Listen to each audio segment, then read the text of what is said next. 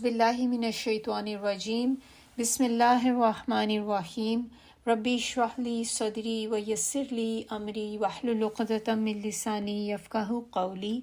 Rabbi यस्सिर वला तुअस्सिर व तम्मिम bill खैर। इंशाल्लाह आज का जो हमारा लेसन है वो है सूरतुल बक़रा। इसकी आयत करेंगे 215 से लेकर 218 तक।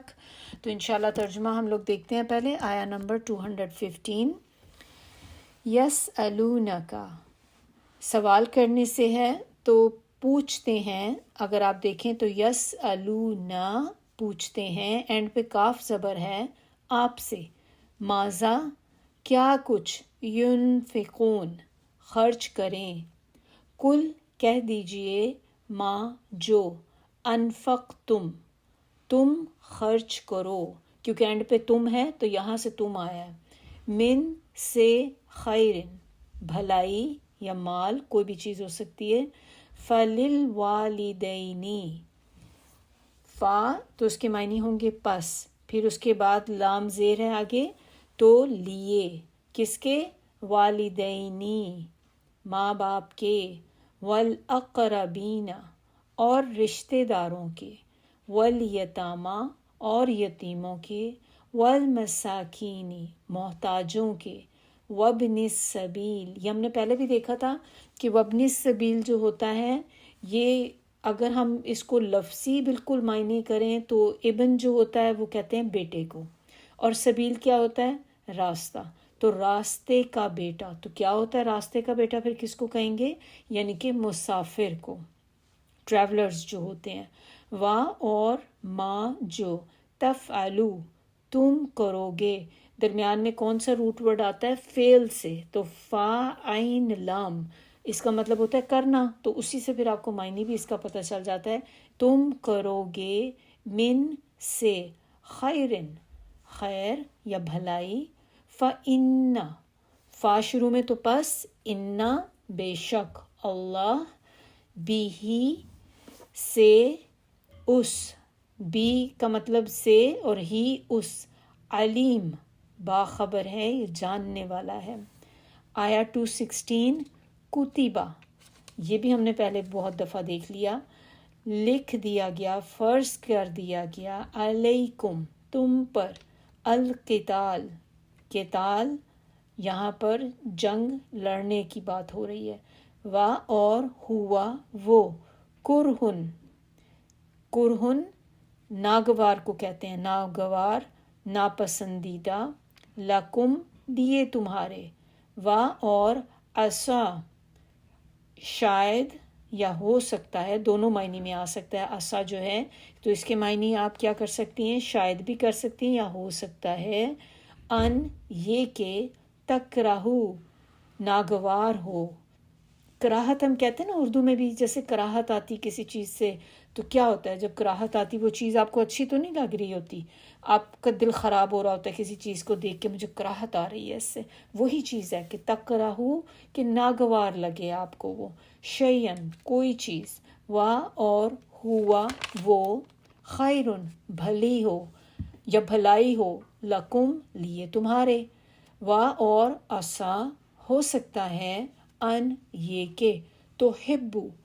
तुम पसंद करो या मोहब्बत करो, शयन किसी चीज़ से, वाह और हुआ वो, शर्रुन बुरी हो या शर हो, लकुम लिए तुम्हारे, वल्लाहु और अल्लाह, यालमु जानता है। अब ये यालमु जो है इसमें देखें, आइन लाम मीम, इल्म, इल्म से हम पता चलता है कि इल्म से जानना। वा और अंतुम तुम,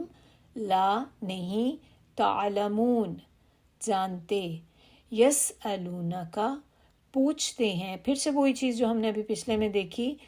पूछते हैं या सवाल करते हैं, काफ ज़बर एंड पे आपसे, अन बारे में, अशहर शहर महीना, अल हराम हराम यानी कि हुर्मत वाला, क़ितालिन लड़ना, फ़ी ही इसमें, कुल कह दीजिए, क़ितालुन लड़ना, फ़ी ही इसमें, कबीरुन बड़ा गुनाह है, वसद्दुन और रोकना, ان سے سبیل راستے اللہ اللہ کے و کفرن اور کفر کرنا بھی اس سے و اور المسجد الحرام اور مسجد حرام سے و اور اخراجو نکال دینا اہلہی اہل کہتے ہیں جیسے ہم اہل خانہ کہتے ہیں اسی طرح وہی ہے اہل یعنی کہ لوگوں کو ہی اس کے منہو اس سے اکبرو بہت بڑا ہے اندہ نزدیک اللہ اللہ کے والفتنۃ اور فتنہ اکبرو زیادہ بڑا ہے من سے القتل خون ریزی یا قتل ایسے ہی آپ قتل بھی لکھ سکتے ہیں و اور لا یہاں پر جو ہے اس کے معنی لا یزالون ہمیشہ رہیں گے یقاتلونکم وہ لڑتے اینڈ پہ کم ہے تو کس سے تم سے حتیٰ کہ یردوکم وہ پھیر دیں کم اینڈ پہ ہے تم کو ان سے دینکم دین تمہارے ان اگر استطاعو وہ کر سکیں استطاعت سے جو ہمارا اردو کا بھی ورڈ ہے نا کہ استطاعت رکھنا کسی چیز کی وہی ہے کہ وہ کر سکیں و اور من جو یرتدد پھرے گا منکم تم میں سے ان سے دینی ہی دین یعنی کہ دین جیسے ہم جو دین ہے وہی بالکل ہی اپنے فیمت فا ہے شروع میں پھر آگے کیا ہے یمت مر جانے کو کہتے ہیں پھر مر جائے و اور ہوا وہ کافر ہو فاولئک تو یہی لوگ حبطت برباد ہو گئے اعمالہم اعمال ہم ان کے فی دنیا میں والآخرتی اور آخرت میں و اور اولئک یہی لوگ اصحاب النار اصحاب کہتے ہیں ساتھی کو یا والے النار آگ کے ہم وہ فیہا اس میں خالدون ہمیشہ رہنے والے انا بے شک الذین جو لوگ آمنو ایمان لائے والذین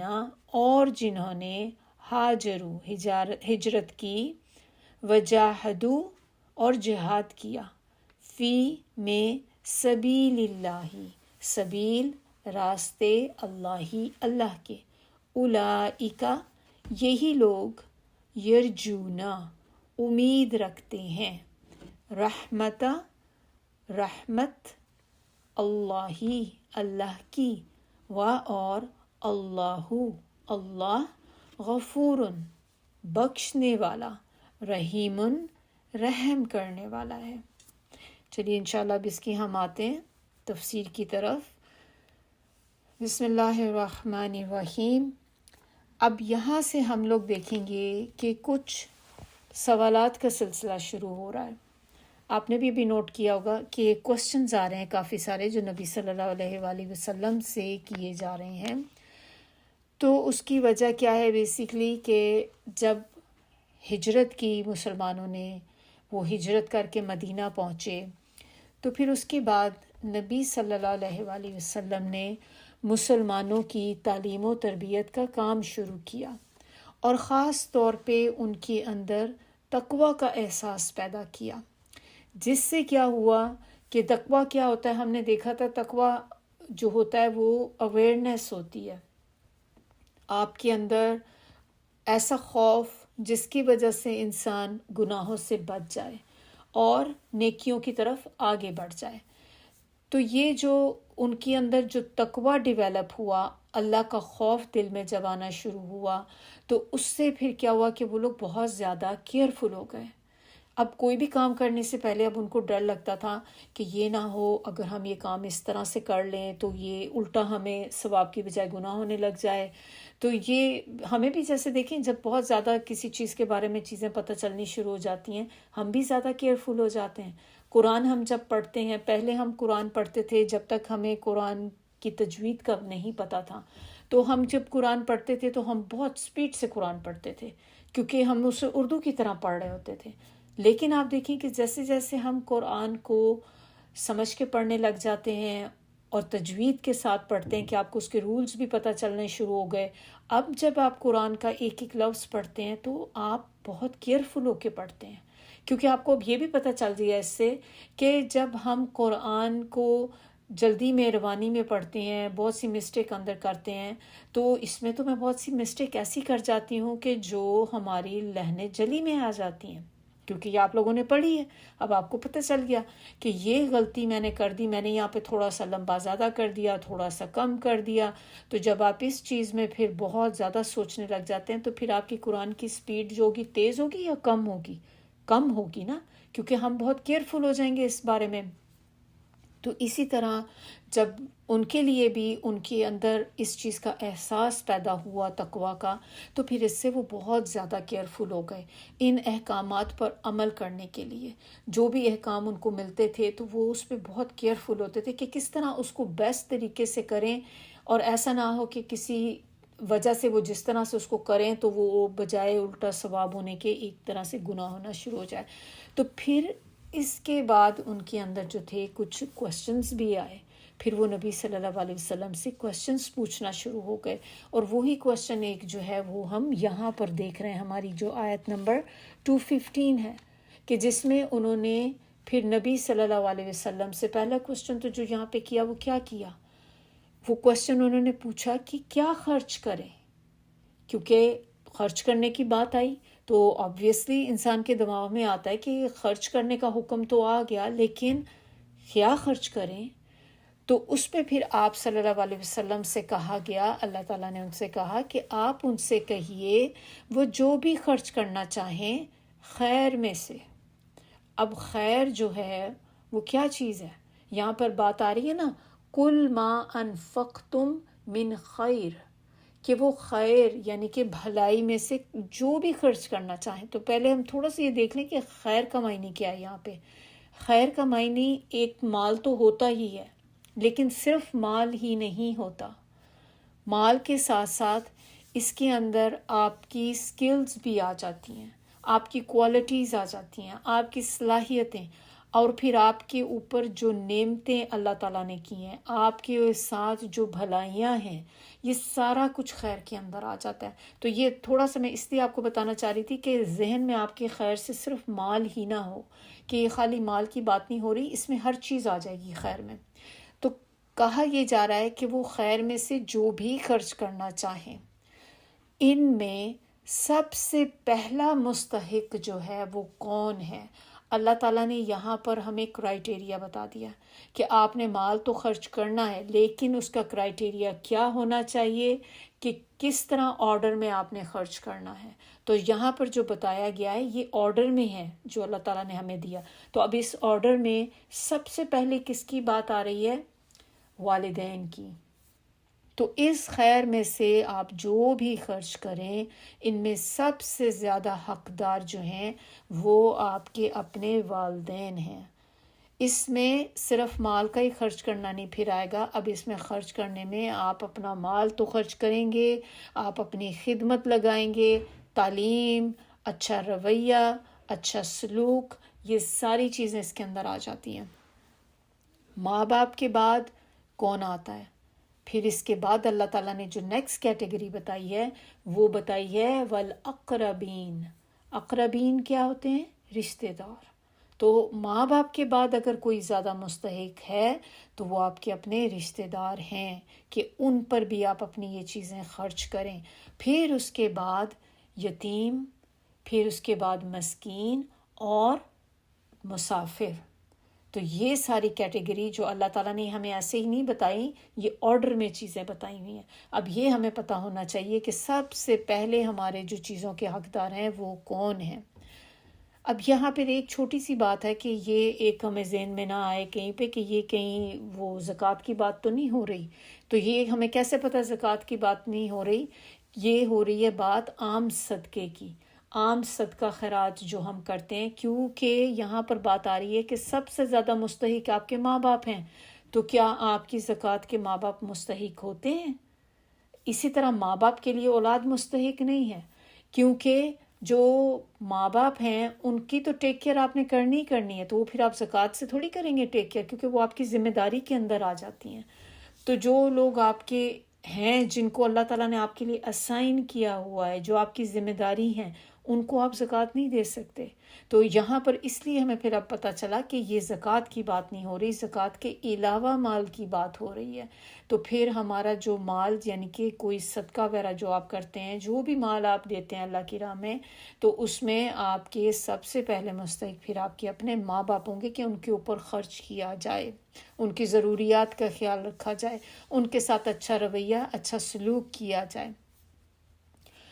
اور پھر اللہ تعالیٰ کیا کہہ رہے ہیں کہ جو بھی بھلائی کے، یعنی کہ نیکی کے کام، جو بھی نیکی کے کام تم کرو گے، یقیناً اللہ تعالیٰ اسے خوب جاننے والا ہے. اللہ کو سب معلوم ہے کہ کون کیا کر رہا ہے. مال خرچ کرنا، جب ہم کیا کرتے ہیں، اللہ تعالیٰ نے جو تلقین کی، ایک طرح سے اس کو انکریج کیا کہ مال کیوں خرچ کریں، کیونکہ مال جب انسان اپنا خرچ کرتا ہے تو اس سے اس کا بخل جو ہوتا ہے وہ ختم ہوتا ہے، سینے کی تنگی، گھٹن دور ہوتی ہے. کیونکہ جب آپ دیکھیں جو انسان اپنا مال جمع کر کر کے رکھتا ہے، گن گن کے رکھتا رہتا ہے، وہ کس طرح سٹنجی ہوتا ہے اور وہ کسی چیز پہ مال خرچ کرنا نہیں چاہتا. سم ٹائم تو کیا ہوتا ہے کہ وہ اپنے فیملی کے اوپر بھی خرچ نہیں کر پاتا. وہ اس حد تک چلا جاتا ہے اس میں آگے کہ اپنے بچوں کی، گھر والوں کی بیسک ضروریات کو بھی پھر پورا نہیں کرتا، کہ مال کی محبت اتنی زیادہ اس کے اندر آ جاتی ہے. ایک حدیث ہے، اس میں حضرت ابو ذر بیان کرتے ہیں کہ میں نبی صلی اللہ علیہ وسلم کی خدمت میں حاضر ہوا تو آپ صلی اللہ علیہ وسلم کعبہ کے سائے میں بیٹھے ہوئے تھے. جب مجھے دیکھا تو فرمایا کہ قسم ہے رب کعبہ کی، وہ لوگ بہت نقصان میں ہیں. میں نے پوچھا یا رسول اللہ صلی اللہ علیہ وسلم کون لوگ ہیں وہ؟ تو آپ صلی اللہ علیہ وسلم نے فرمایا جو کثرت سے مال جمع کرتے ہیں، سوائے ایسے لوگوں کے جو آگے پیچھے دائیں بائیں اپنے مال کو خرچ کرتے رہتے ہیں. تو اب یہاں سے دیکھیں کیا ہمیں پتہ چل رہا ہے کہ نبی صلی اللہ علیہ وسلم نے ایسے لوگوں کے بارے میں کہا کہ بہت نقصان میں ہیں، بہت نقصان میں ہیں وہ لوگ. اور کون لوگ ہیں؟ جو مال کو جمع کر کر کے رکھتے ہیں، گن گن کر رکھتے ہیں، اسے جمع کرتے رہتے ہیں، خرچ نہیں کرتے. تو اور جو اپنے مال خرچ کرتے رہتے ہیں ان کے لیے ایک طرح سے خوشخبری ہے کہ جو اپنے آگے پیچھے دائیں بائیں، یعنی کہ جہاں پر ان کو موقع ملتا ہے. مقصد یہ ہے آگے پیچھے اوپر نیچے دائیں بائیں، کیا مقصد ہے کہ آپ جہاں بھی موقع ملے خرچ کریں. چاہے وہ ادھر آپ کے والدین پہ کیا، ادھر آپ نے کچھ رشتہ داروں پہ کر دیا، کچھ آپ کو کوئی یتیم مسکین مل گیا اس پہ خرچ کر دیا، کہیں کوئی آپ کو کام ایسی کوئی کسی نے ریکویسٹ کر دی پیسے کی کہ کوئی ضرورت مند ہے اس کو دے دیا، کہیں پہ کسی پروجیکٹ میں آپ نے لگا دیا، کہیں صدقہ جاریہ میں لگا دیا. تو اپنے پیسے کو ڈفرینٹ جگہوں پہ خرچ کریں، ایک ہی جگہ پہ نہ لگا دیں، کچھ یہاں دے دیا کچھ ادھر دے دیا، تاکہ آپ کا شمار بھی ان لوگوں میں ہو کہ وہ اپنا مال آگے نیچے اوپر، آگے پیچھے اوپر نیچے دائیں بائیں خرچ کرتے ہیں. تو پھر مال کا ہونا جو ہے کیا وہ برا ہے کہ اگر کسی کے پاس مال ہے؟ مال کا ہونا عیب کی بات نہیں ہے اگر انسان اس کو خرچ کرے، یعنی کہ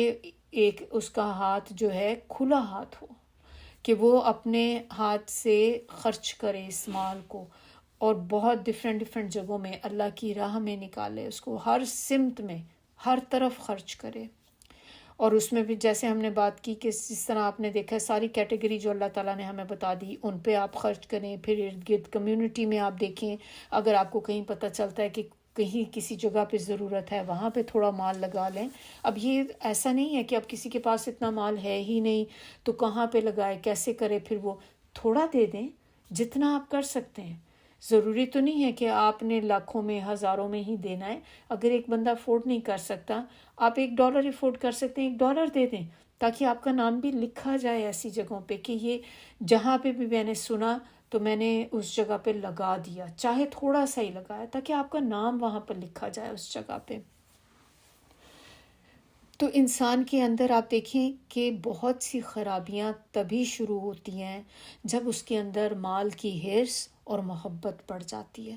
محبت آتی ہے اور پھر بڑھ بھی جاتی ہے. پھر وہ کیا کرتا ہے کہ جب حرص آ جائے مال کی اور محبت آ جائے تو پھر وہ اس کو گن گن کر رکھنا شروع ہو جاتا ہے، اور پھر وہ صرف اس کو اپنے لیے سمیٹ کے رکھنا چاہتا ہے، دوسروں پہ خرچ نہیں کر سکتا، کیونکہ اس کو یہی ہوتا ہے کہ یہ مال میں نے بڑی مشکل سے کمایا، محنت میری، تو میں دوسروں پہ کیوں خرچ کروں، آرام سے بیٹھ کے دوسروں کے اوپر میں پیسہ لگا دوں، میری محنت ہے، میں نہیں کر سکتا. اور وہ پھر اپنا مال جمع کرتے کرتے محبت اتنی بڑھ جاتی ہے کہ وہ اس کو کسی پہ، گھر والوں پہ بھی خرچ نہیں کرتے. آخر اینڈ پہ ہونا کیا ہے؟ یہ مال کو آپ جمع کر کر کے بھی رکھیں گے، کیا انسان کوئی اپنے ساتھ قبر میں لے کے جا سکتا ہے؟ جب جانا ہے تو پھر تو خالی ہاتھ ہی جانا ہے نا. تو جو کچھ ہے وہ سب کچھ رہ جائے گا وہیں پہ. اور اس کے بارے میں نبی صلی اللہ علیہ وسلم کی ایک بڑی خوبصورت حدیث ہے. آپ صلی اللہ علیہ وسلم نے فرمایا، تم میں ایسا کون شخص ہے جو اپنے مال سے زیادہ اپنے وارث کے مال کو عزیز سمجھتا ہے؟ اب یہ وارث کا مال کون سا ہوتا ہے؟ یہ وہ مال ہوتا ہے جو آپ چھوڑ کر جانے والے ہیں، یعنی کہ یہ وہ سارا مال جو آپ نے جمع کر کر کے رکھا ہے، جیسے ہی آپ کی ڈیتھ ہوگی تو یہ مال جو ہوگا یہ وراثت بن جائے گا.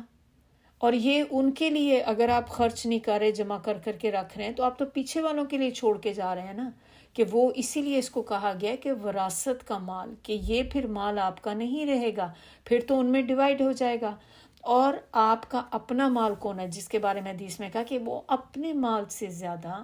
وارث کے مال کو عزیز سمجھتا. تو اپنا مال آپ کا وہ ہے جو اس وقت آپ کے ہاتھ میں ہے، جو آپ خرچ کر رہے ہیں، جو آپ نے خرچ کر لیا، یہ آپ کا اپنا مال ہے. اور یا پھر جو آپ نے اپنی آخرت میں جمع کرا لیا. آخرت میں جمع کرانا کیا ہوتا ہے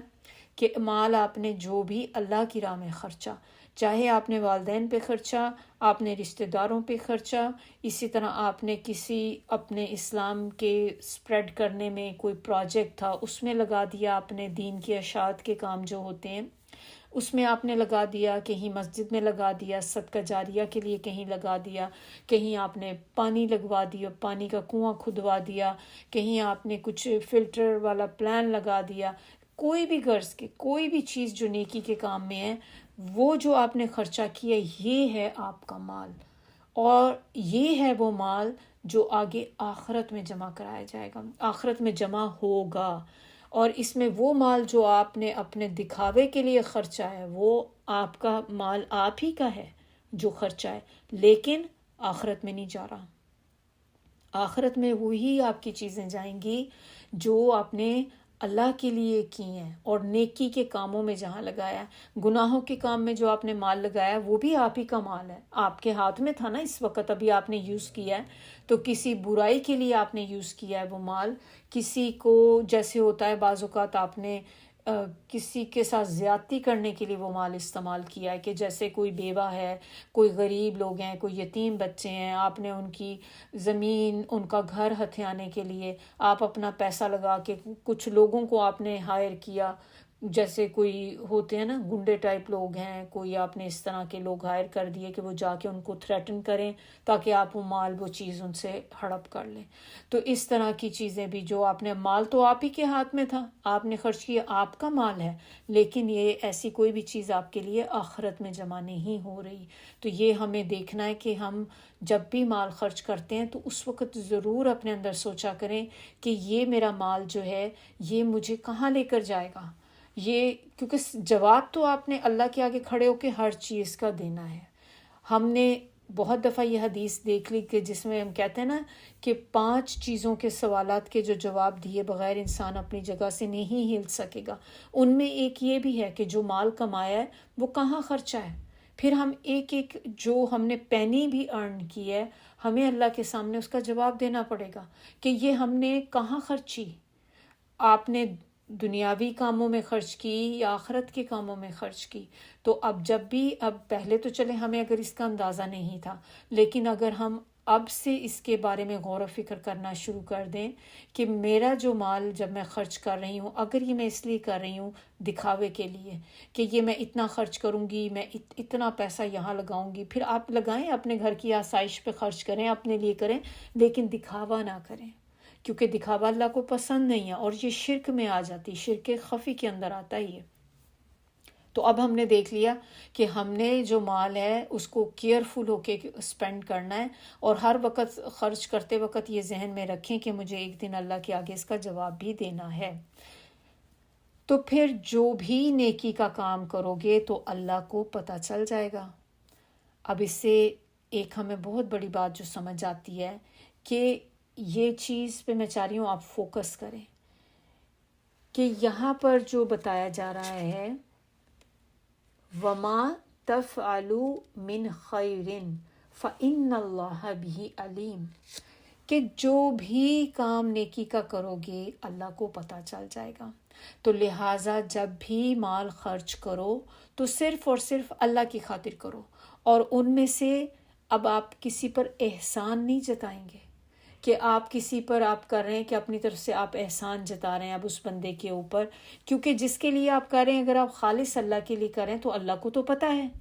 کہ میں جو یہ کام کر رہا ہے بندہ میری راہ میں خرچ کر رہا ہے، کسی کو اس نے مال دیا ہے. اب آپ نے کسی کو کوئی چیز، کسی کا کوئی کام کر دیا، فرض کریں آپ نے کسی کے لیے کوئی پیمنٹ کر دی، اب ہمارے دل میں کیا ہوتا ہے کہ میں نے اب اس کے لیے یہ اس چیز کی پیمنٹ کر دی ہے،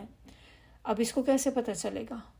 کہ میں نے اس کے لیے یہ کیا؟ اس کو تو نہیں پتہ چلے گا نا. آخر اس کو پتہ چلنا چاہیے کہ میں نے یہ کام اس کے لیے ایک فیور کی ہے. لیکن اگر آپ نے اس انٹینشن سے کیا تھا کہ میں اللہ کی خاطر کر رہی ہوں، میں اس کی مشکل سے نکالنے کے لیے میں نے اپنا مال خرچ کیا ہے، تو پھر آپ دیکھیں کہ اللہ کو تو پتہ ہے، پھر اس بندے کو بتانے نہ بتانے سے تو کوئی فرق نہیں پڑتا. آپ اس بندے کو بتا کر یہ ریئلائز اس کو کرانا چاہ رہے ہیں کہ یہ میں نے کیا ہے، میں نے آپ کے اوپر فیور کیا. تو اس میں کہیں نہ کہیں ہمارے دماغ میں ایک پیچھے کہیں یہ چیز بیٹھی ہوتی ہے کہ ہم اپنی چاہتے ہیں کہ تعریف ہو، کہ یہ بندے کو پتہ تو چلے کہ میں نے دیا. تو یہ جب چیز آپ کے اندر آ گئی نا تو وہ جتنا بھی آپ نے اس کے لیے اسپینڈ کیا ختم ہو گیا، اس کا اجر وہیں ختم ہو گیا، کیونکہ آپ کے دل میں یہ خواہش آ گئی کہ اس کو پتہ چلے اور اس کے دل میں تھوڑی میری عزت ہو، تھوڑا احسان بھی ہو کہ میں نے اس کی فیور کی ہے. اگر اللہ کے لیے کر رہے ہیں نا تو پھر یاد رکھیں کہ اللہ جانتا ہے، اللہ دیکھ رہا ہے. اسی طرح ہے کہ جیسے ہم نے دیکھا کہ اللہ کے سائے کے نیچے ہوں گے قیامت کے دن وہ لوگ جو اپنے سیدھے ہاتھ سے خرچ کریں گے، صدقہ دیں گے، اس کے الٹے ہاتھ کو خبر نہ ہوگی. دس از واٹ اٹ مینس کہ آپ اتنی خاموشی سے دیں، اتنا چھپا کے دیں کہ آپ کے دوسرے ہاتھ کو خبر نہ ہو. اور لیکن یہ ہوتا بڑا مشکل ہے کہ جب ہم کسی کے لیے کر رہے ہوتے ہیں نا، پھر ہمارے دل میں یہ ارج آتی ہے کہ نہیں، کسی طرح اس کو پتہ چل جائے کہ میں نے اس کے لیے یہ کام کیا ہے. بہت مشکل ہے اپنا کسی کے فیور میں آپ کام کریں پھر اس کو آپ چھپا کے بھی رکھیں. لیکن اس پہ ہم نے ورک کرنا ہے، کیونکہ ہم نہیں چاہتے کہ ہم یہاں پر جو بھی مال خرچ کریں جب ہم آخرت میں پہنچیں تو جا کے ہمیں پتہ چلے کہ وہ جو اتنا مال ہم نے اللہ کی راہ میں دیا کچھ بھی نہیں پہنچا آگے. کیوں نہیں پہنچا؟ کیونکہ آپ کے دل میں شو آف آ گئی تھی، آپ کے دل میں ریاکاری آپ نے اس میں کر لی، آپ نے کسی کو مینشن کر دیا، آپ نے کسی پہ احسان جو تھا جتلا دیا، تو پھر وہ آپ کا پورا اجر ختم ہو گیا. اگر آپ چاہتے ہیں نا کہ یہ جس طرح سے آپ نے دیا ہے ایز اٹ از آپ کو پیکیج اوپر ملے تو پھر دے دیں اور بھول جائیں. اس کی بڑی اچھی وہ ایک ہوتی ہے، ہماری اردو میں کہتے تھے نا، نیکی کر دریا میں ڈال، نیکی کر دو دریا میں ڈال دو اور بھول جاؤ اس کو کہ آپ نے کسی کے ساتھ کوئی نیکی کی ہے. جب اپنے آپ کو اس نیکی کی یاد دہانی کراتے رہیں گے کہ دیکھو میں نے فلاں کے ساتھ یہ کیا تھا. اپنے خاندان میں خاص طور پہ بہت زیادہ ہوتا ہے کہ جب ہم اپنے فیملی والوں میں کسی کی ہیلپ کرتے ہیں پھر ہم ان سے یہ توقع کرتے ہیں کہ اب جب بھی میں اس سے ملوں تو یہ میری رسپیکٹ کرے، کیونکہ میں نے اس پہ اتنا خرچ کیا ہے، میں نے اس کو اس پریشانی سے نکالا تھا، وہ بڑی پریشان تھی، بڑی یہ تھی، میں نے ہیلپ کی تھی. یہ جو میں ہے نا اس کو ختم کرنا ہے ہم نے. آپ کریں اور بھول جائیں، بلکہ اس کا شکر ادا ہمیں کرنا چاہیے کہ اس نے ہمیں توفیق دی کہ ہم نے اس کی مدد کی، کہ یہ ہمیں نہیں پتہ کہ یہ مدد کرنے سے اللہ تعالیٰ قیامت کے دن ہماری کتنی مدد کریں گے، کیونکہ یہ تو ہے بات فور شور کہ جب آپ دنیا میں آپ کسی کو اس کی تکلیف سے نجات دلاتے ہیں، اللہ تعالیٰ قیامت کے دن ہمیں ہماری تکلیفوں سے نجات دلائیں گے، اور وہ تکلیف سب سے بڑی تکلیف ہوگی قیامت کی جو تکلیف ہے، جو اس وقت انسان جس چیز سے گزر رہا ہوگا اس وقت ہمیں احساس ہوگا کہ واقعی یہ چیزیں، وہاں پر تو انسان ایک ایک چھوٹی سے چھوٹی نیکی کے لیے بھی ترس رہا ہوگا، یہاں تک کہ انسان کہے گا کہ کاش میں نے کسی کو ایک سلام ہی ایکسٹرا کر دیا ہوتا۔ میں اس وقت منہ چھپاتے پھرتے تھے، ہم سلام کرتے ہوئے ہمیں ہوتا تھا کہ شرم آتی تھی، سلام میں کیوں کروں، یہ کرے بندہ، وہاں پہ اتنی سی چیز کے لیے بھی ہو رہا ہوگا کہ کاش میں ایک اگر سلام اور کر دیتی تو اس سے میرا جو سیدھے ہاتھ کا پلڑا تھا وہ بھاری ہو جاتا۔ نیکسٹ آیا ہماری ہے آیا نمبر 216۔ اب یہاں سے ایک اللہ تعالیٰ جو بات بتا رہے ہیں یہ ہے جہاد کے بارے میں۔ تو یہاں کہا جا رہا ہے کہ جہاد تم پر فرض کیا گیا اور وہ تمہیں ناگوار ہے، اور عین ممکن ہے کہ تم کسی چیز کو ناگوار سمجھو اور وہ تمہارے حق میں بہتر ہو، اور یہ بھی ممکن ہے کہ تم کسی چیز کو پسند کرو اور وہ تمہارے حق میں بری ہو۔ اللہ ہی خوب جانتا ہے، تم نہیں جانتے۔ امپورٹنٹ لیسن ہمیں یہاں پر بتایا جا رہا ہے۔ تو سب سے پہلے تو تھوڑا سا بیک گراؤنڈ ہمیں اس کا دیکھ لیتے ہیں کہ اس کا بیک گراؤنڈ کیا ہے۔ تو مکی دور میں کچھ جوشیلے قسم کے مسلمان ہوتے تھے جو ہر وقت جہاد کی اجازت مانگتے رہتے تھے۔ آپ نے دیکھا نا کہ ہر دور میں کچھ ہوتا ہے کہ جیسے جب بھی کسی چیز کی بات آتی ہے تو کچھ خاص طور پہ جو یوتھ ہوتی ہے وہ بہت ایکٹیو ہوتے ہیں، اور ان کو ہمیشہ یہ ہوتا ہے کہ ہر چیز میں آگے آگے، تو اس طرح سے کبھی کسی پہ ظلم ہو رہا ہے وہ ایموشنل بھی زیادہ ہوتے ہیں اور ایک دم سے ایکٹ کرنے والے بھی ہوتے ہیں۔ تو اسی طرح سے کچھ جوشیلے جو مکے میں اس دور میں جو مسلمان تھے وہ نبی صلی اللہ علیہ وسلم سے جہاد کی اجازت مانگتے تھے بار بار، کہ اور کیوں مانگتے تھے؟ کیونکہ جو مظالم کیے جا رہے تھے، جو بھی کوئی مسلمان ہوتا تھا، ہم نے اس کو سیرہ میں بھی دیکھا کہ جب بھی کوئی مسلمان ہوتا تھا تو اس کے اوپر بہت زیادہ ظلم کیا جاتا تھا۔ تو جب اپنے ارد گرد لوگ جو باقی مسلمان جو ہوئے تھے وہ جب دیکھتے تھے تو ظاہر ہے ان کا دل کھولتا تھا، ان کو تکلیف ہوتی تھی بہت زیادہ اس چیز سے، تو وہ پھر بار بار کہتے تھے کہ ہمیں اجازت ملے تو ہم بھی ان سے لڑیں، ہم جو ہمارے ساتھ یہ ظلم کرتے ہیں۔ لیکن ان کو جہاد کی اجازت نہیں ملی، اور بلکہ اس کی بجائے کیا کہا گیا کہ آپ صبر کرو، صبر کرو، ایک ریزن تھی اس کی۔ اور پھر جب یہ لوگ مدینہ آئے، مدینہ جب پہنچے ہجرت کر کے، سارے لوگ جب وہاں پہ آ گئے تو تب اللہ تعالیٰ نے اس چیز کی اجازت دی کہ ہاں اب جہاد جو ہے وہ فرض کیا گیا۔ پھر جب یہ کیا گیا تو اس سے کیا ہوا کہ اب جب فرض کر دیا گیا تو بعض مسلمانوں نے اسے دشوار سمجھا، اب ان کو لگا کہ یہ تو بہت ہی مشکل ہو گیا، اب تو ہمیں واقعی یہ کرنا پڑ جائے گا، کیونکہ ہر معاشرے میں اگر آپ دیکھیں تو سارے لوگ ایک برابر نہیں ہوتے۔ کچھ لوگ ایسے ہوتے ہیں کہ جو ان کا ایمان کا لیول بہت زیادہ ہوتا ہے، کچھ ہوتے ہیں جو ابھی اس میں آئے ہی ہیں، اسلام میں ابھی آئے ہیں۔ تو آپ کو پتہ ہے کہ ایمان کا لیول تو ظاہر ہے جتنا زیادہ آپ دین کے بارے میں پڑھتے جائیں گے، جتنا تقویٰ بڑھتا جائے گا اتنا ایمان کا لیول بڑھتا جائے گا۔ تو جو بندہ ابھی ابھی دین میں داخل ہی ہوا ہے اس کا ایمان کا لیول تو ویسا نہیں ہوگا جیسا ان کا ہے جو اس میں آلریڈی بہت آگے ہیں تقویٰ میں۔ تو اسی طرح کچھ لوگ اب ایسے بھی تھے کہ جن کو پھر یہ بوجھ لگا، مشکل لگا یہ کام، کہ یہ تو بہت مشکل چیز ہے، جہاد پہ جانا یہ تو ہمارے لیے آسان نہیں ہے۔ اسی طرح جیسے کچھ لوگ اندر بوڑھے ہوتے ہیں، کمزور ہوتے ہیں، کم ہمت بھی ہوتے ہیں، تو یہ خطاب جو ہے وہ اسی طرح کے لوگوں کے لیے ہے کہ جن کو یہ چیز بڑی مشکل اب نظر آ رہی تھی کہ یہ کس طرح سے ہوگا۔ تو پھر ان کو سمجھایا جا رہا ہے کہ جو چیز تمہیں بری معلوم ہوتی ہے ہو سکتا ہے کہ وہ فی الحقیقت بری نہ ہو بلکہ تمہارے حق میں بہت مفید ہو، اور اس کے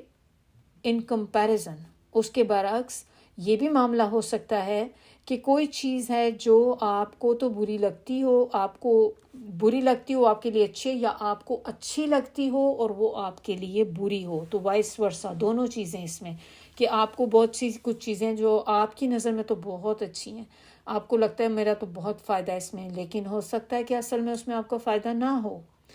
تو یہ چیز جو ہے پھر یہاں پر خاص طور پہ یہ جو بات ہے وہ پھر جہاد کے سلسلے میں کہی گئی کہ قتال سے یعنی کہ جہاد سے یا جنگ سے ہر انسان کی طبیعت جو ہے فطرتاً انسان کی جو طبیعت ہے وہ نفرت کرتی ہے، کیونکہ کون ہے جس کو جنگ پسند ہوگی؟ ابھی ہمارے ارد گرد دیکھیں کتنی وارز ہو رہی ہیں، سنتے ہیں ہم، تو کیا ہوتا ہے جب بھی کہیں جنگ ہوتی ہے یہ کوئی اچھی خبر تو نہیں ہوتی نا، کتنا نقصان ہوتا ہے اس میں، جانوں کا نقصان ہوتا ہے، مال کا نقصان ہوتا ہے، اس میں کتنی پورے کی پوری جگہیں ڈسٹرائڈ ہو جاتی ہیں.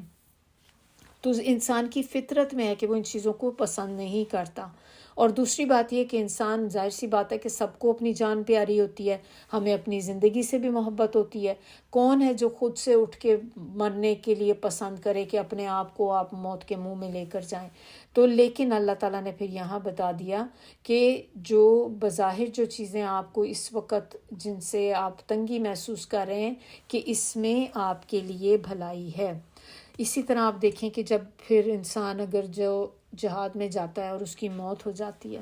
تو پھر کیا ہوتا ہے؟ اگر وہ اللہ کے لیے لڑ رہا تھا، اللہ کی خاطر وہ لڑ رہا تھا، تو پھر آپ دیکھیں کہ وہ شہید کہلاتا ہے، وہ شہادت کا درجہ اس کو ملتا ہے. اور شہید کی موت جو ہے اس میں قوم کی حیات ہے، یعنی کہ کوئی اپنی جان دیتا ہے تو کس لیے دیتا ہے اس میں؟ کہ تاکہ باقی لوگوں کو سیو کر سکیں، باقی لوگوں کو پروٹیکٹ کر سکیں. اسی لیے کتاب و سنت میں اگر آپ دیکھیں تو جہاد کو بہت افضل عمل قرار دیا گیا ہے. چیزیں جہاد کے بارے میں ہمیں اور بھی پتہ ہونی چاہیے جو امپورٹنٹ ہیں، جیسے جہاد کی کچھ کنڈیشنز بھی ہیں کہ جب آپ نے جہاد کرنا ہے تو نمبر 1 چیز اس میں کیا ہو کہ آپ یہ دیکھیں کہ اس کی حقیقی ضرورت ہو.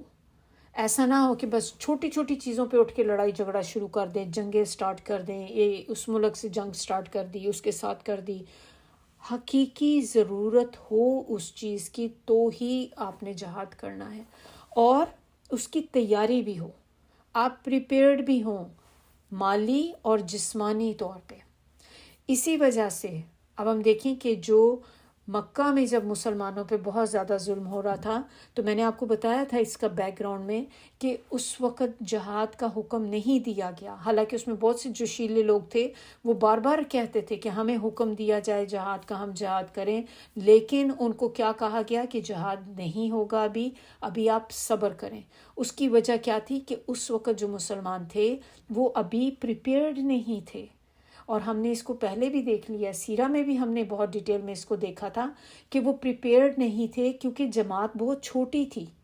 اور مسلمان اتنے زیادہ نہیں تھے، اور نہ ہی ان کی کوئی ایسے تیاری تھی، نہ ہی ان کے ایمان کا لیول اتنا زیادہ بھی تھا،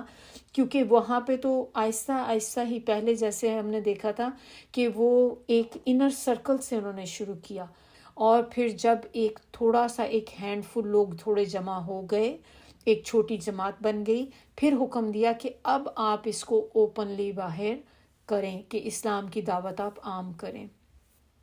اللہ تعالیٰ سٹیپ بائی سٹیپ ہر چیز کرتے ہیں. پھر اسی طرح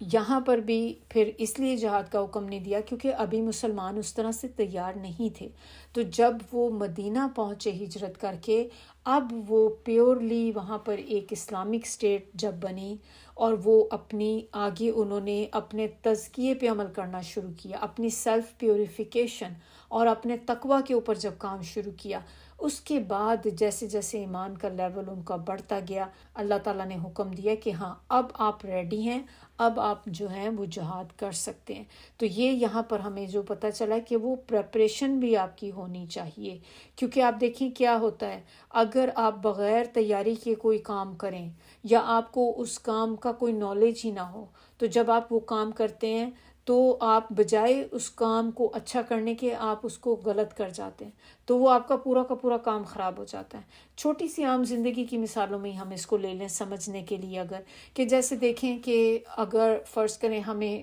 کوئی ہم فیبرک لے کر آتے ہیں، میرا دل چاہ رہا ہے کہ میں نے اس فیبرک سے کوئی پروجیکٹ بنانا ہے. آپ نے کوئی اپنے فرض کریں چلیں اپنے ڈریس سٹچ کرنا ہے, ایک اپنا ڈریس بنانا چاہ رہی ہیں, آپ اپنی بیٹی کا ڈریس بنانا چاہ رہی ہیں, یا کچھ بھی سٹچ کرنا چاہ رہی ہیں, اور یا آپ ڈرائیونگ کے لیے آپ نے ڈرائیونگ میں بھی آپ لے لیں, کوکنگ میں لے لیں, ان ساری چیزوں میں. اب آپ نے کپڑا تو لے آئیں, اب آپ کو یہ نہیں پتا کہ آپ نے کرنا کیسے ہے. ابھی آپ لائی ہیں کہ میں اس کو پھر پہلے سرچ کروں گی, پھر میں سارا ڈھونڈوں گی کیسے کرنا ہے. اب آپ اس طرح سے کریں گی اسٹیپ بائی اسٹیپ تو آپ کا کام ہو جائے گا. لیکن اگر آپ نے کپڑا لے آئیں لیکن ابھی آپ کو آتا کچھ نہیں کرنا, آپ کہیں گی اچھا چلو کچھ نہ کچھ تو بن ہی جائے گا. اب آپ نے پکڑ کے کپڑا اس کو شروع کر دیا اپنے اندازے کے مطابق. اب چونکہ آپ کو کچھ اندازہ ہی نہیں تھا اس چیز کا کہ بنتے کیسے ہیں, آپ نے اس کو ستیہ ناش ہو گیا, سارا پورا کا پورا کپڑا آپ کا ضائع ہو گیا. اسی طرح ڈرائیونگ کا آپ کو ایکسپیرینس نہیں ہے بالکل, آپ ڈرائیونگ سیٹ پر بیٹھ گئیں, اب آپ چلانے لگیں گی تو کیا کریں گی, آپ خود امیجن کریں کہ کیا حال ہوگا. ہم جب کبھی زندگی میں ڈرائیو ہی نہیں کیا, آپ کو ڈرائیونگ سیٹ پہ بٹھا دیا جائے, لائسنس بھی نہیں آپ کے پاس, تو آپ تو کہیں نہ کہیں ٹکر لگا دیں گے جا کے, کہیں ایکسیڈنٹ ہو جائے گا. تو بجائے آپ کو اس کا فائدہ ہونے کے آپ کو نقصان ہونا شروع ہو گیا اس چیز کا. اسی طرح کوکنگ میں آپ کو کوکنگ کا سر پیر نہیں پتا, اب بنانے لگیں گی تو کسی میں آپ نے بجائے نمک کے کوئی شوگر ڈال دی ہے, یا آپ نے کوئی اسپائسز بہت زیادہ ہو گئے ہیں, کچا پکا ہو گیا, کیونکہ آپ نے کبھی بنایا ہی نہیں, آپ کو پتہ ہی نہیں اس چیز کا. تو پھر آپ اس کام کو صحیح طور پہ کرنے کی بجائے وہ کام جو ہوتا ہے وہ خراب ہو جاتا ہے. تو اسی لیے کسی بھی کام کو کرنے سے پہلے اس کا سیکھنا, اس کا سمجھنا جو ہے وہ بہت ضروری ہے. دوسری کنڈیشن اس کے اندر کیا ہوتی ہے کہ جہاد کا جو کام ہے یہ ہم انڈیویجول بیسس پہ نہیں کر سکتے, کہ جیسے کوئی بھی بندہ اٹھ کے اعلان کر دے بھی ہم جہاد کے لیے نکلنے لگے ہیں. کوئی بھی انڈیویجول یا گروپ آف پیپل جو ہیں وہ اٹھ کے خود سے اعلان کر دیں کہ یہ ہم تو جہاد فرض ہو گیا ہے, جہاد کرنے لگے ہیں, جہاد کے لیے نکلنے لگے ہیں. اس کے لیے کسی امام یا حکومت کی سرکردگی میں ہوگا, آپ کو کسی کی پرمیشن چاہیے. جب تک آپ جس کنٹری میں ہیں, جب تک وہاں کا امام اس چیز کو, امام سے مراد یہاں پہ جو رولر ہے, جو اس کو چلانے والا ہے, جو ملک کو چلانے والا ہے, جیسے پریزیڈنٹ آپ کہہ لیں اپنی زبان میں, اور پریزیڈنٹ ہے یا حکومت ہے, جب تک ان کی طرف سے یہ اعلان نہیں ہوگا, جب تک ان کی طرف سے اجازت نہیں ہوگی, تو جہاد کے لیے انسان جا نہیں سکتا. تو یہ دو چیزیں ہیں جو بہت امپورٹنٹ ہے اس میں. اور ایک حدیث ہے اس میں, آپ صلی اللہ علیہ وسلم نے فرمایا جب تمہیں جہاد سے نکلنے کا کہا جائے تب نکلو, اور اگر نہیں کہا جا رہا تو خود سے یہ نہیں کر سکتے.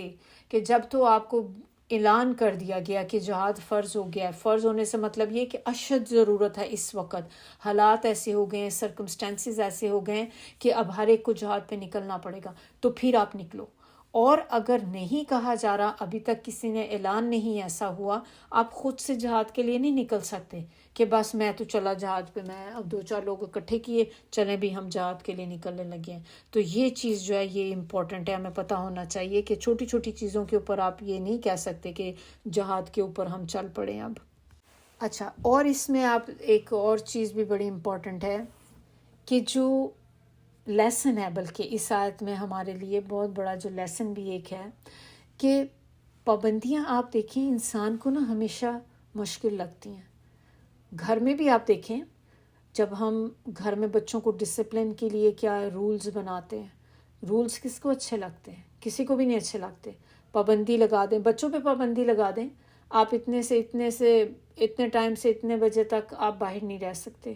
آپ نے رات کو کہیں بھی آپ نے جا رہے ہیں باہر, فرینڈس کے ساتھ بھی جا رہے ہیں, آپ نے اتنے بجے گھر واپس آنا ہے. ٹی وی آپ دیکھ رہے ہیں یا آپ اپنا اسکرین ٹائم ہے تو آپ نے اس پہ بھی ایک ریسٹرکشن لگائی ہوئی ہے کہ 2 گھنٹے سے زیادہ آپ واچ نہیں کر سکتے. تو یہ پابندیاں جو ہوتی ہیں آپ کے بچے خوشی خوشی لیتے ہیں اس چیز کو, بہت خوش ہو کے لیتے ہیں کہ ہاں آپ بہت اچھا کام کر رہے ہیں, کبھی بھی نہیں کر رہے تھے اور ہمیشہ کمپلین ہی کر رہے ہوتے ہیں. اسی طرح آپ دیکھیں پابندیاں جو ہمارے ڈرائیونگ میں بھی ہوتی ہیں, ہم باہر جاتے ہیں تو اس میں جگہ جگہ بعض اوقات سٹاپ لگے ہوتے ہیں. تو آپ دیکھیں کبھی ایسا ہوتا ہے کہ کبھی آپ رات کے ٹائم پہ ڈرائیو کر رہے ہوں اور اس وقت کوئی بھی نہیں ہے روڈ پہ, آپ اکیلے ہیں, بندہ پھر بھی جا کے کھڑا ہو رہا ہے اسٹاپ سائن پہ، تو اس وقت اس کا کیا دل کرتا ہے؟ دل کرتا ہے نا کہ کوئی بھی نہیں ہے تو میں نکل جاؤں، کیوں کھڑی ہوں یہاں پہ، تو کوئی ہے ہی نہیں، لیکن پھر بھی آپ بائی فورس اپنے آپ کو کر رہے ہوتے ہیں۔ اس وقت آپ کا دل تو نہیں چاہ رہا ہوتا اس چیز کو کرنے کے لیے، لیکن کر رہے ہوتے ہیں، کیونکہ پابندیاں جو ہیں انسان کو ہمیشہ مشکل لگتی ہیں۔ پھر اسی طرح پابندیاں جو ہمارے دین میں ہیں، جو دین میں ریسٹرکشنز لگی ہوئی ہیں ہمارے، آپ دیکھیں کہ سب لوگ اسی کی کمپلین کرتے نظر آتے، زیادہ تر لوگ آپ کو ملیں گے ان کے اوپر ہی۔ اللہ تعالیٰ کے جو حد ہے، جو سزائیں ہیں جو اللہ تعالیٰ نے ہمیں اسائن کی ہوئی ہیں، ان سزاؤں کے بارے میں ہی آپ دیکھ لیں، کتنی باتیں لوگ ان کے اوپر کرتے ہیں کہ یہ بڑی سخت سزائیں کیوں ہیں، ایسا کیوں ہیں۔ پھر اس کے علاوہ اور چیزیں آپ دیکھیں ہمارے دین میں کیا ہے، جیسے کہ نماز، زکوٰۃ، حج۔ ہم پلرز آف اسلامی اگر چلیں دیکھ لیں، 5 پلر ہی دیکھ لیں تو نماز، زکوٰۃ، حج، روزہ، انہی کو آپ دیکھ لیں۔ معمولی چیزیں کہنے کو یہ کہ پلرز آف اسلام ہیں، یہ تو ہم نے کرنے ہی کرنے، لیکن ان کے اندر بھی آپ دیکھیں کہ کون ہے جو بہت دل کے ساتھ ان چیزوں کو کرتا ہے۔ نماز ہی لے لیں، آپ دیکھیں کہ نماز پڑھنی کتنی مشکل ہوتی ہے میجورٹی لوگوں کے لیے، کہ ہمیں ایک برڈن محسوس ہوتا ہے۔ تبھی تو ہم جب نماز پڑھتے ہیں کیسے ہم اس کو سر سے اتار رہے ہوتے ہیں، نماز کو ہم ایک ریچول سمجھ کے پڑھ رہے ہوتے ہیں کہ بس یہ تو ایک کام ہے، میں نے کرنا ہے اور جلدی جلدی کر کے میں ابھی آئی، بس میں جلدی سے نماز پڑھ کے آتی ہوں۔ ہم بعض اوقات یہ بات کہتے ہیں کہ میں بس جلدی سے بھی پڑھ کے آتی ہوں۔ جلدی سے نماز آپ نے جلدی سے کیوں پڑھنی ہے؟ تسلی سے پڑھیں، سکون سے پڑھیں، اور آپ یقین کریں کہ ہم سب اس میں شامل ہیں کہ اس میں ہمیں اپنے ورک کرنا ہے، اپنی نمازوں پہ ورک کرنا ہے تاکہ ہماری نمازوں میں خشوع آئے۔ تو نبی صلی اللہ علیہ وسلم کہتے تھے کہ نماز جو ہے نا، اس میں میری آنکھوں کی ٹھنڈک ہے، نماز میں دل کی ٹھنڈک۔ کس طرح سے آپ کو ہمیں فیل ہوتی ہے جب ہم بھی دیکھتے ہیں کوئی چیز جو آپ کو دل کو خوش کر دے، تو کہتے ہیں نا دل کی ٹھنڈک ہے اس میں۔ تو آپ اسی طرح نبی صلی اللہ علیہ وسلم کو نماز میں جو یہ اس چیز کا احساس ہوتا تھا، ہمیں تو نہیں ہوتا اس طرح سے احساس کہ نماز پڑھ کے انسان کو خوشی محسوس ہو۔ تو ہم نے کوشش کرنی ہے کہ اس پہ ہم اپنے کام کریں۔ پھر آپ دیکھیں زکوٰۃ، ہم جب زکوٰۃ دے رہے ہوتے ہیں، سال میں ایک ہی دفعہ ٹائم آتا ہے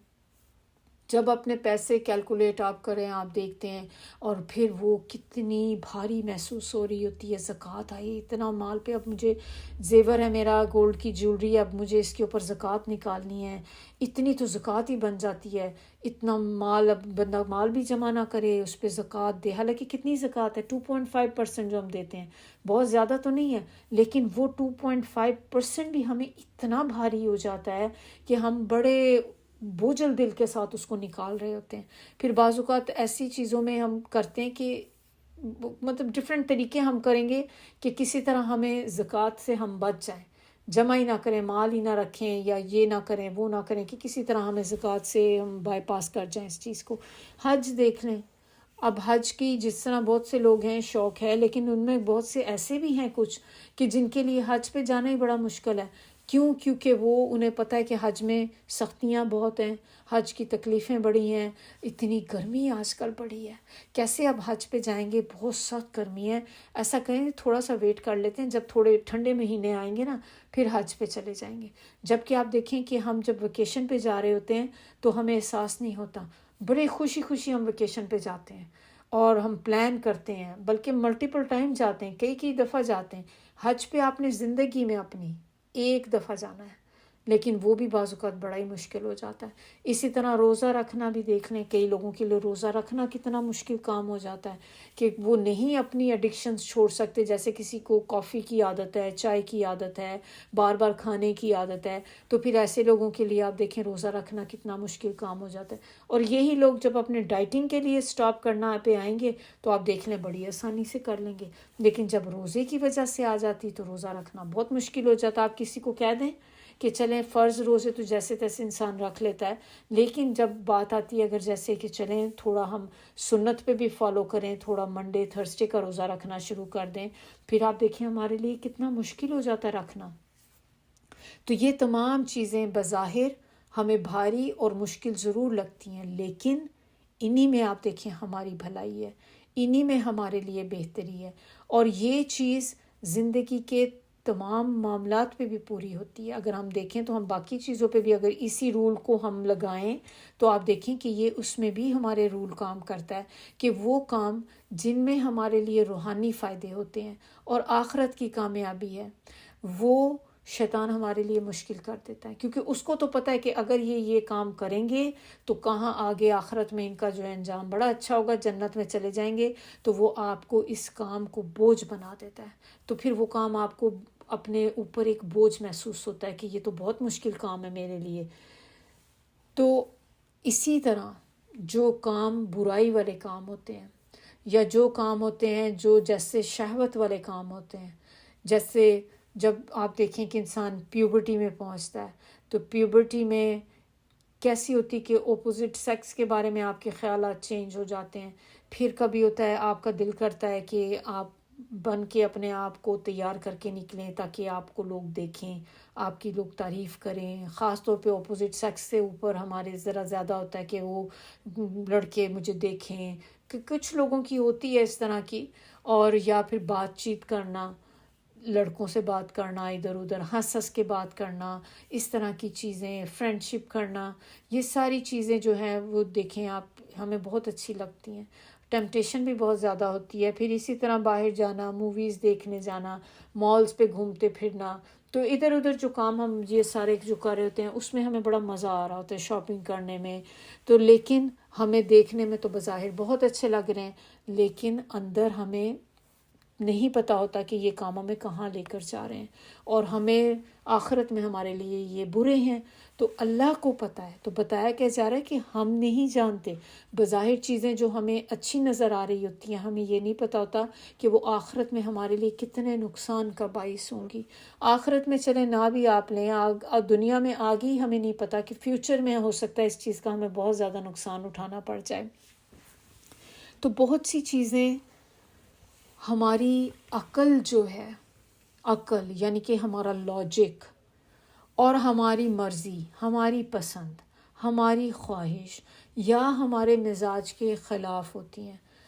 تو اس وقت بھی جب ہوتا ہے تو پھر آپ کا دل اس پہ مان نہیں رہا ہوتا. بندہ کہتا ہے کہ پتہ نہیں میری عقل میں آ نہیں رہی بات، یہ نا مجھے میں ڈائجسٹ نہیں کر پا رہی اس چیز کو کہ یہ کیسے ممکن ہے کہ یہ مجھے چیز ابھی دیکھنے میں اتنی بری لگ رہی ہے کہ اس میں میرا کوئی فائدہ بھی ہو سکتا ہے. جیسے آزمائشی بعض اوقات ہم پہ کوئی اس قسم کی آ جاتی ہیں تو آپ نے کبھی نوٹ کیا ہوگا کہ اگر آپ ان کو کہیں کہ دیکھیں اسی میں اللہ کی کوئی بہتری ہوگی تو نیکسٹ آپ کو کیا کہتے ہیں کہ اس میں کیا بہتری میری، آپ بتائیں مجھے آپ کو کیا بہتری میری نظر آ رہی ہے. تو اب ہم تو خود ظاہر انسان ہیں، ہمیں تو نہیں پتہ، لیکن ہم تو وہی بات بتاتے ہیں جو ہمیں اللہ تعالیٰ سے بات پتہ ہے کہ جو بھی چیز ہے اللہ کے ہر کام میں خیر ہے، اللہ کے ہر کام میں بہتری ہے. تو اس میں بھی کوئی بہتری ہی ہوگی جو ہمیں نہیں اس وقت نظر آ رہی. اللہ کو پتہ ہے، اللہ نوز دا بیسٹ. تو پھر اللہ پر ہی چھوڑ دینا چاہیے کہ ہماری عقل جو ہے بہت چھوٹی ہے، لہٰذا ہمارے صرف ہمیں جس چیز پہ بلیو کرنا ہے کہ اللہ کے ہر فیصلے میں حکمت ہے. اور جب انسان یہ چیز کو مان جاتا ہے تو آپ دیکھیں کہ اس سے پھر انسان کی جو تقدیر پہ راضی ہونے میں بھی انسان کو مدد ملتی ہے کہ جب انسان اپنی تقدیر پہ راضی ہوتا ہے، کیونکہ جب وہ یہ مانتا ہے کہ اللہ کے ہر جو فیصلہ ہے اس میں ہماری ہی کوئی بھلائی ہے، ہمارے لیے کوئی حکمت ہے، تو پھر وہ تقدیر پہ بھی راضی ہوتا ہے وہ بندہ. اور تقدیر پہ اگر ہم تقدیر سے ہی ناراض ہیں، ہم اس پہ راضی نہیں ہوتے، تو پھر آپ کو پتہ ہے کہ یہ جو ہمارے ایمان کی وہ 6 چیزیں ہیں، 6 آرٹیکلز آف فیتھ جو ہیں، ان میں ایک یہ ہے تقدیر پر ایمان لے کر آنا. تو اگر ہم تقدیر پر ایمان نہیں رکھتے تو آپ دیکھ لیں کہ پھر کیا ہوگا کہ یہ چیزیں جو ہے آپ اس میں نہیں، آپ مسلمان کا جو اسلام کا جو سرکل ہے آپ اس میں نہیں رہتے. ان 6 چیزوں پر ایمان لانا لازمی ہے. ہم پک اینڈ چوز کر کے نہیں کر سکتے کہ میں ایک چیز اس میں سے ہم جو ہے یہ میرے لیے بڑی مشکل ہے، میں 5 کو مان لوں گی، ایک کو نہیں مان سکتی. ہمیں ان 6 کے اوپر ایمان لے کر آنا ہے، ورنہ آپ اسلام میں نہیں ہوں گے. اتنی امپورٹنٹ ہے یہ چیز. تو تقدیر کا بیان، تقدیر پر راضی ہونا، یہ it's a part of our ایمان کہ ہمیں چاہے وہ چیز ہمیں اس وقت پسند آ رہی ہے نہیں آ رہی، کتنی ہی بظاہر آپ کو بری لگ رہی، لیکن اس پہ ہمارا ایمان ہونا چاہیے کہ یہ چیز جو ہے یہی میرے لیے بہتر ہے، اسی میں میرے لیے بھلائی ہے۔ اب اس کے بعد نیکسٹ آیا ہماری جو ہے آیا نمبر 217۔ اب اس میں بتایا جا رہا ہے کہ وہ پوچھتے ہیں، اب یہ پھر سے ایک اور کوشچن آ گیا، اب یہاں پر لوگ آپ سے کوشچن کرتے ہیں حرمت والے مہینے میں لڑائی کرنے سے متعلق۔ آپ ان سے کہیے کہ حرمت والے مہینے میں جنگ کرنا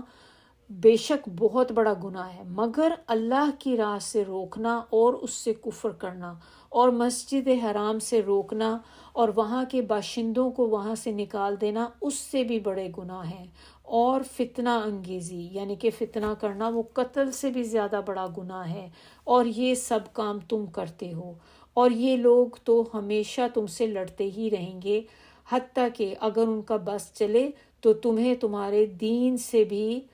پھیر دیں،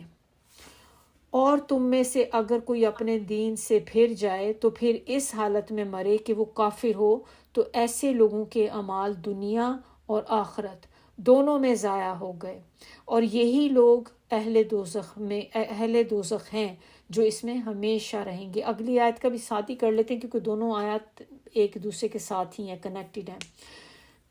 پھر اس کے بجائے اللہ تعالیٰ نے بتایا کہ ان کے مقابلے میں وہ لوگ جو ایمان لے کر آئے اور جنہوں نے ہجرت کی اور اللہ کی راہ میں جہاد کیا، وہی اللہ کی رحمت کے امیدوار ہیں، اور اللہ بڑا بخشنے والا نہایت رحم کرنے والا ہے۔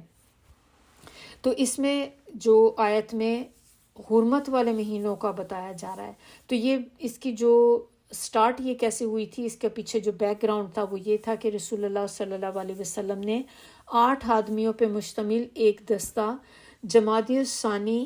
2 ہجری کے آخر میں نخلا کی طرف بھیجا، جو مکہ اور طائف کے درمیان ایک مقام ہے، تاکہ کفار مکہ کی نقل و حرکت کے متعلق معلومات حاصل کرے، کیونکہ ان کی طرف سے مدینہ پر چڑھائی کا خطرہ موجود رہتا تھا ہمیشہ۔ تو اس دستے کو کفار کا ایک تجارتی قافلہ ملا، جس پر انہوں نے حملہ کر دیا اور ایک آدمی کو قتل کر دیا، اور باقی لوگوں کو گرفتار کر کے مال سمیت مدینہ رسول اللہ صلی اللہ علیہ وسلم کے پاس لے آئے، جس کا آپ صلی اللہ علیہ وآلہ وسلم کو بہت افسوس ہوا، کیونکہ آپ صلی اللہ علیہ وسلم نے ان کو صرف معلومات حاصل کرنے کے لیے بھیجا تھا، لڑنے کے لیے نہیں بھیجا تھا۔ اور جس دن یہ لڑائی کا واقعہ ہوا اس دن مسلمانوں کے خیال کے مطابق تو 30 جمادی ثانی تھا، مگر حقیقتاً وہ دن 1 رجب کا تھا۔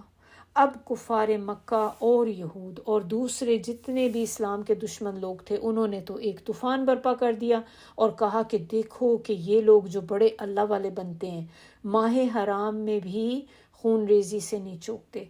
اسی پروپیگنڈا کے جواب میں پھر اللہ تعالیٰ نے فرمایا کہ ماہ حرام میں لڑنا فی الواقع بڑا گناہ ہے، مگر جو کام تم کر رہے ہو اور تم کرتے رہے ہو وہ تو اس سے بھی زیادہ بڑا گناہ ہے، بلکہ شدید جو بڑے گناہ ہیں ان کے اندر ہے۔ تم اسلام کی راہ میں روڑے اٹکاتے ہو، مسلمانوں کو ایذائیں دیتے ہو، اللہ کی آیات کا انکار کرتے ہو، مسلمانوں کی مسجد میں داخلے پہ پابندی لگاتے ہو، اور تم نے زندگی کو اس قدر تنگ کر دیا کہ وہ اپنا گھر بار چھوڑ کر یہاں سے نکل جانے پہ مجبور ہو گئے۔ یہ سب جرائم جو ہیں یہ ماہ حرام میں لڑائی کرنے سے زیادہ بڑے جرم ہیں۔ تو اس کے علاوہ تم نے جو ایک اور بھی جو چیز جو فتنہ شروع کیا ہوا ہے، فتنہ کی مہم تم نے چلا رکھی ہے، وہ تو قتل سے بھی کئی گنا بڑا جرم ہے۔ یہاں پر جو فتنہ بتایا گیا وہ فتنہ اس سے مراد ایسی ہر قسم کی مزاحمت ہے جو ان لوگوں نے اسلام کی راہ میں اسلام کو روکنے کے لیے اختیار کر رکھی تھی۔ تو یہاں پر پھر بتایا جا رہا ہے انہیں کہ تمہیں اپنی تو آنکھ کا تمہیں تیر بھی نظر نہیں آتا، جبکہ مسلمانوں سے اگر ایک غلط فہمی کی بنا پر یہ لڑائی ہو گئی تو تم نے پورا آسمان سر پہ اٹھا لیا۔ تو بتایا پھر یہاں پہ جا رہا ہے کہ بیسیکلی یہ لوگ جو اس وقت اب اٹھ کے باتیں کر رہے ہیں، چھوٹی سی چیز کا اب اتنا بڑا ایشو انہوں نے ایک بنا لیا ہے، تو ان کے نزدیک تمہارا اصل جرم یہ نہیں ہے کہ تم نے ماہ حرام کے مہینے میں لڑائی کی ہے، بلکہ ان فیکٹ ان کے دل میں جو چیز ہے وہ یہ ہے کہ تم مسلمان کیوں ہو گئے ہو۔ اور پھر اگر ہو ہی گئے ہو تو پھر ابھی تک اس پہ قائم کیوں ہو؟ کیونکہ وہ چاہتے یہ ہیں کہ اول تو پہلے چاہتے تھے کہ کوئی اسلام کی طرف آئے ہی نہ، اور دوسری چیز وہ کیا ان کے ہوتی تھی کہ اگر آ گئے ہیں تو پھر یہ پھر جائیں اپنے دین سے اس دین سے ہٹ جائیں، اور پھر اس وقت تک آپ ان لوگوں کے سامنے مجرم ہی رہو گے۔ یہ اللہ تعالیٰ کہہ رہے ہیں کہ تب تک آپ ان لوگوں کے سامنے ایک مجرم ہی رہیں گے جب تک کہ آپ اس دین کو نہ چھوڑ دیں۔ تو اصل میں آگ جو اندر لگی ہوئی تھی وہ یہ تھی کہ یہ اسلام کیوں لے آئے، باقی تو ایک جسٹ اچھالنے کے لیے ایک تھی کہ ایک بات چھوٹی سی، آپ دیکھیں جب کوئی چیز آپ کو یا کوئی بندہ آپ کو برا لگتا ہے، اس کی چھوٹی سی بھی مسٹیک ہوتی ہے نا، اس سے ایک غلطی ہو جائے، آپ اس کو اتنی بڑا چڑھا کے بتاتے ہیں کہ دیکھو اس نے تو یہ بھی غلطی کر لی۔ خاص طور پہ ایسی غلطیاں اگر کوئی دین والا بندہ کرتا ہے، آپ کے نظر میں جیسے ہوتا ہے کہ کوئی مولوی صاحب ہیں، کوئی اسکالر ہے، یا کوئی بھی بندہ جو اپنے آپ کو اس طرح سے ظاہر کرتا ہے کہ وہ دین میں ہے، ایسے بندے کی آپ چھوٹی سی غلطی بھی معاف نہیں کرتے، کہ وہ اس نے ذرا سی ادھر سے ہنس کے بھی بات کر لی تو آپ کو کیا کہ دیکھو اس نے تو اتنی بڑی یہ کر دیا۔ ان کے لیے وہ چیز آپ کا دل بہت تنگ ہوتا ہے کہ یہ کیوں اتنی سی غلطی بھی کیوں، یہ تو اگر یہ اپنے آپ کو کہتے ہیں کہ میں ایک مولوی ہوں تو پھر اس کو تو پرفیکٹ ہونا چاہیے، حالانکہ انسان تو کوئی بھی پرفیکٹ نہیں ہے۔ تو ہماری جو ایکسپیکٹیشنز ہیں ایسے لوگوں کے ساتھ ڈیفرنٹ ہوتی ہیں۔ تو اسی طرح اب ان لوگوں سے تکلیف انہیں کیا پہنچی تھی کہ یہ مسلمان کیوں ہو گئے، تو اب وہ گرج جو تھا اندر وہ کہیں نکل نہیں رہا تھا۔ تو جب انہوں نے یہ چیز ان کو پتہ چلی تو اس کا پورا اس کے اگینسٹ انہوں نے ایک پروپیگنڈا شروع کر دیا۔ تو اللہ تعالیٰ نے کہا ہے کہ حقیقتاً یہ لوگ جو ہیں وہ یہ چاہتے ہیں کہ تمہیں تمہارے دین سے پھیر دیں، لیکن ہوشیار رہو کہ یہ تمہارے بدترین دشمن ہیں۔ پھر اسی طرح جس طرح اسلام لانے سے جب ہم کہتے ہیں نا کسی کو کہ اسلام جو لے کر آتے ہیں تو اس سے آپ کے پچھلے سارے گناہ معاف ہو جاتے ہیں، اکثر ہم جب کسی کو اسلام کی تبلیغ کرتے ہیں، اسلام کی طرف لے کر آنے کی کوشش کر رہے ہوتے ہیں، ہم انہیں یہ بھی بات بتاتے ہیں کہ دیکھیں جب آپ اسلام ایکسیپٹ کر لیتے ہیں نا تو آپ جس دن آپ کلمہ پڑھیں گے آپ کے پچھلے سارے گناہ معاف ہو جائیں گے، آپ ایسے ہو جاتے ہیں کہ جیسے آپ ایک نیو بورن بیبی کی طرح ہوتے ہیں۔ اسی طرح جب کوئی مسلمان اسلام کے سرکل سے نکل جاتا ہے، وہ اسلام کے دائرے سے ہی باہر چلا گیا، تو اس کے جو ساری نیکیاں جو پچھلی کی ہوئی تھیں سب ختم، سب برباد ہو گئیں، اور الا یہ کہ پھر سے توبہ کرے، مسلمان ہو، اور پھر جب نیکیاں برباد ہو گئیں تو کیا رہ گیا اس کے کھاتے میں؟ نیکیاں تو سب وائپ آؤٹ ہو گئیں، ختم ہو گئیں، اب اس کے پاس کیا ہے؟ گناہ ہی بچے ہیں، گناہ رہیں گے جن کا خمیازہ انہیں دائمی عذاب جہنم کی صورت میں بھگتنا پڑے گا۔ کیونکہ اسی طرح سے آپ دیکھیں کہ جو ہم ان کی بات کرتے ہیں نان مسلم جو ہوتے ہیں کہ یہ تو بہت ہی بڑے پھل پھول رہے ہیں، اور پھر وہ بہت سی جگہوں پہ آپ دیکھتے ہیں کہ وہ بہت سے ایسے کام جو چیریٹی ورک کر رہے ہوتے ہیں، پھر ہمیں دل میں آتا ہے کہ ہم کہتے ہیں کہ یہ بھی برے ہیں، ان کا آگے ان کا برا ہوگا، لیکن یہ تو دیکھیں ہم سے زیادہ نیکی کے کام یہ کر رہے ہوتے ہیں، ہم سے زیادہ اورفنز کو یہ کر رہے ہیں، یہ زیادہ ہم لوگ جیسے ہیں کہ ہم زیادہ بے ایمانی کرتے ہیں، ہم زیادہ لوگوں کو دھوکہ دیتے ہیں، ہمارے دل میں کچھ ہوتا ہے باہر کچھ ہوتا ہے، جبکہ یہ لوگ ہیں آپ دیکھیں اپنے ملک میں جو لوگ ہیں ان کی کتنی ایک طرح سے ہیلپ کر رہے ہیں، کتنے ہیلتھ کیئر کے پروگرام انہوں نے بنائے ہوئے ہیں، کتنی چیریٹی والی ان کی آرگنائزیشنز ہیں۔ تو یہ کیسے ہو سکتا ہے کہ یہ لوگ جو ہوں گے ان کا آگے جا کے انجام جو برا ہوگا؟ تو لیکن اب آپ دیکھیں کہ اس کا ہمیں پتہ ہے کہ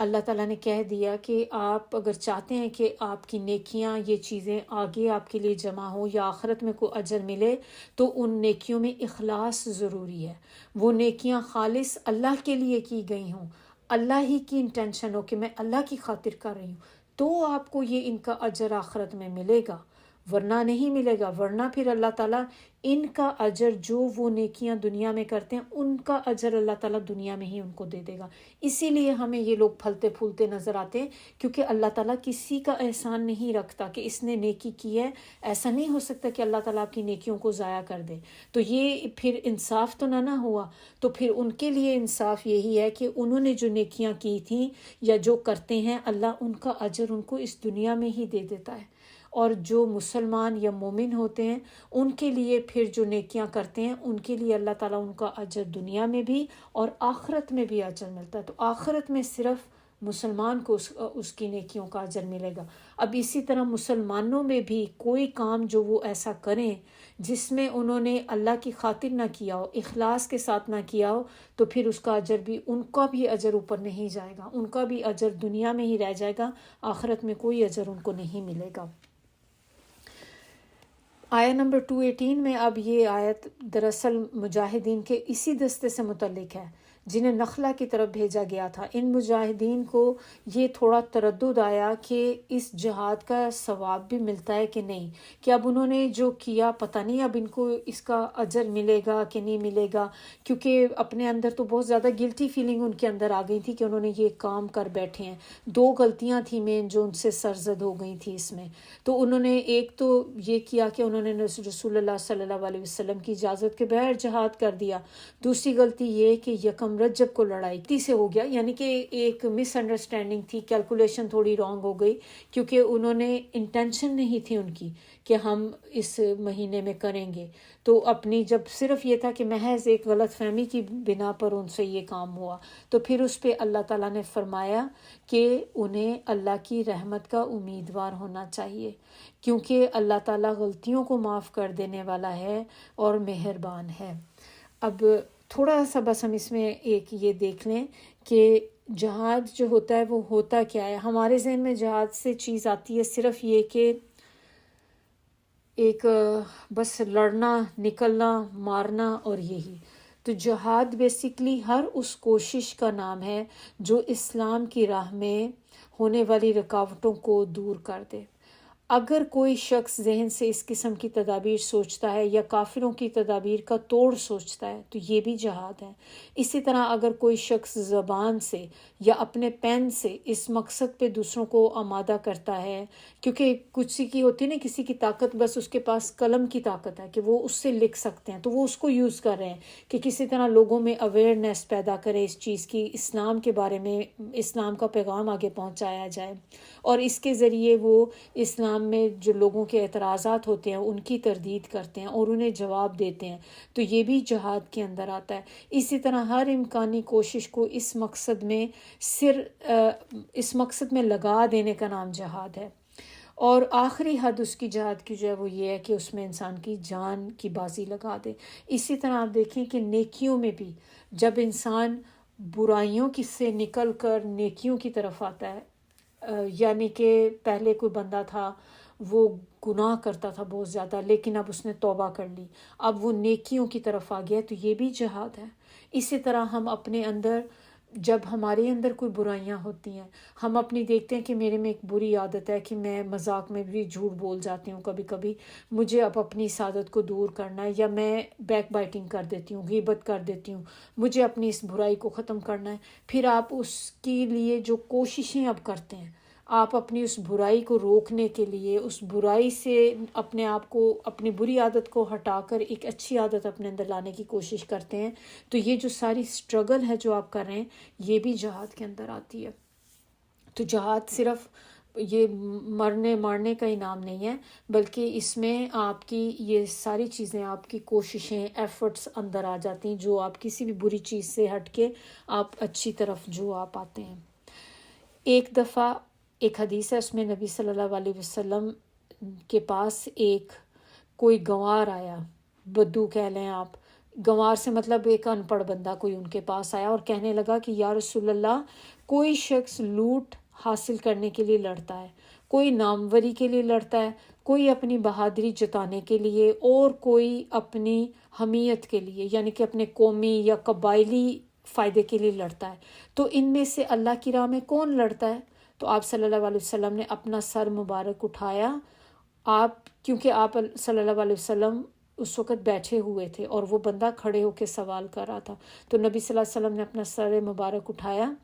اور کہا کہ جو کوئی اس نیت سے لڑے کہ اللہ کا کلمہ بلند ہو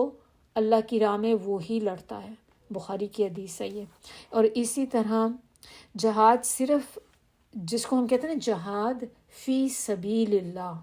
یہ صرف وہ کہلایا جا سکتا ہے جو